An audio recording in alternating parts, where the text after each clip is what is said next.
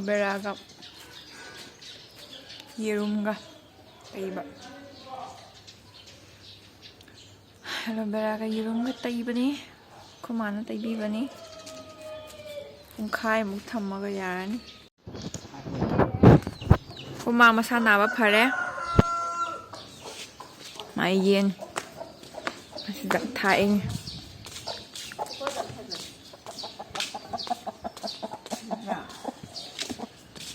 mata ai thangats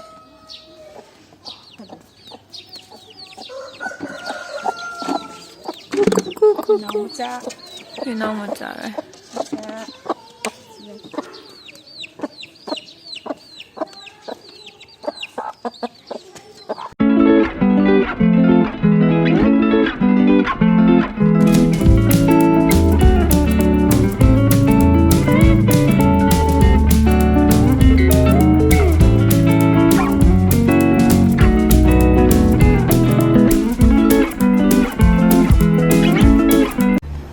ai ka gi room tour toro na request torok pado ai ka je loisan dre nga sidi ai gi room tour tawbagi loisan gadabado aduzu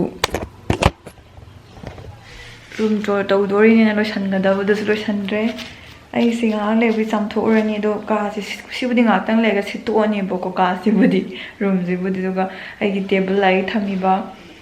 phamung ji hoji wai do loisan tu adagi kei pirol ji amta loisandri ado sidagi aigi thongse sineba ko akhoi gi staircase ka khale sida I thong ne ko si leire ko change sida aigi bag yanbam kei ka khra leire ko bag yale siso ai room tour se tawbado yam tanba ai na phajana nan laite aigi se mong ta ri ngam sina aigi lai pabam ni hajipudi ai chamber makha da hongamina si book sing se makha thangdagrani buko sida budi hoje ai padre dagi sida hanagi leire si lai rek ama leire ko chi khoi tamoina paramba kholambagi moigi lai thambam upuni ko sije adagi sta ai phamung leire ko sta nakal da table ama leire si ju chai kai myama si makha ji bi si toni hojing hang leiraga aduga dustbin ama ne leire si dai upu leire si sugadaba phi kai khara ne sina yadraba kaino ne hitter ne yadre no ni khatang sinaramaga semju semande ina tawrise thabakse adagi si kachin sina ihang hange kem leite free tare ai hayeng hui yok sira khaline ai hayeng hui yogadi sisina magi tumbam sem sirana ga asa tawjei wakhalse adu khangdeda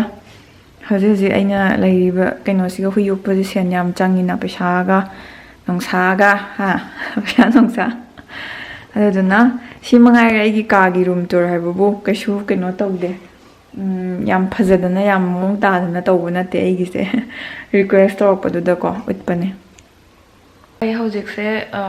sanba loire ai hojik sattoise akoi chamber da ko dada tamo ma yawe moi mama do operation tawri ba ko mamit ki adugi magi manakta moi yum da ko sum anaba do hangboina sum chatsena tawba chatluge na tawba adugi loisal bane loire hojik chatlage makhada aina pugadaba pot khara hapchalurani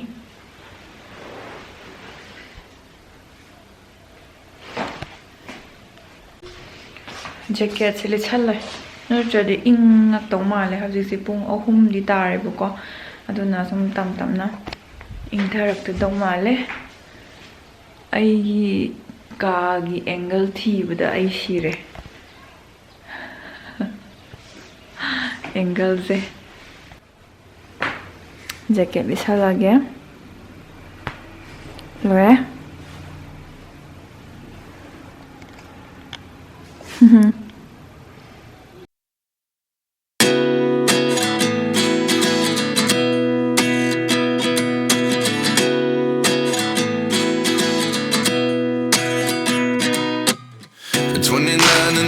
Myself wondering what did happen to the last 10. I ran away with my life, fast forward, never turn back again.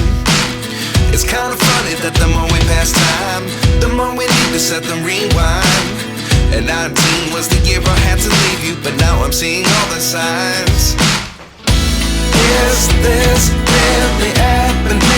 I can't believe it's true. I'm just disappointed. ตะเลยเลยสีเสียมคาราเน่กลมลาคาราเน่ฮับเป้สีปัวระเกทุกขี้เกียไม่ให้น้ำไฟระเก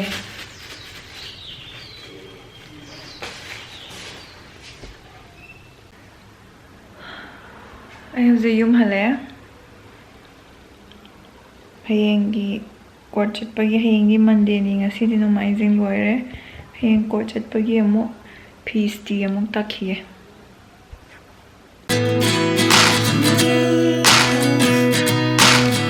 Life lessons come one in a dozen. The other 11 give something from nothing. I sit here looking for an answer. Maybe the biggest question was in the last chapter. You gave me the soul I have today. Without you I never could have moved away. But now I see what you teach. I do believe I always should have stayed. Yeah. Is this really happening? I can't believe it's true. I'm just as surprised as you. Is this really happening? I can't be too sure. But one day I'll be yours again. ไอ้มันนบีมาทกเล่บุคังบระกันนู่นตะกี้ไฮดรบาดตะกี้มาทกเล่ทุกการดะไอ้น่ะไอ้ยีโฟนกีเคสคัฟเวอร์มาเจียนกีบะคุยสต์พังดีบุกว่าไอ้ยีRedmi Note 9 Pro เนี่ยบุกว่ามันนี่บุก็จริงๆที่พังดีออนไลน์ที่จะมองเขาจะออนไลน์ยาเดต้าวิดีโอก็ดูกี้มาทอลักปัตตาเลยบิโรโอนะเซียนกีบเนี่ยบุกว่ามานั่นดุมกิฟต์ไว้ในวันนั้นปีเรียบุคังบระไอ้ยังปามวันดะตัวพัซเซ่ที่เซ่Thank you ดับที่ไอ้ยังปามเม satisfy โอ้ยเลยไอ้นั่นท่ากี่ว่าดีไซน์ดูมักที่พังเดดูร์ซูมันพัซเซ่คัลล์เลยปนเอบะดูดุมไอ้ดุมเปลเลยที่เสดุมให้ดีไอ้ยังพัซเซ่ไม่ใช่เนี่ยนะพัซเซ่ไม่ให้ตายมันคันไม่ใช่เนี่ยนะมากี่จอยใช่เนี่ยนะพัซเซ่ไอ้ยังปามเมฮาราเร่ Thank you ตักเล็กกะลาร์กะ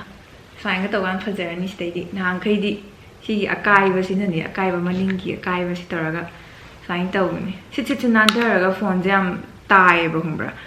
แต่พยายามจะสมมติถ้าคิดจะกายเกรบไอ้กีตาร์บ่ดะเกรกจะแล้วช่วยดีครับพอดีที่ครับฟอนจะตาจะกายเลยสินั่นเธอเลยยังพาระเราเลยครับอึดเกี่ยวเสียไม่ยามดะยังเราบ่ตัวเสีย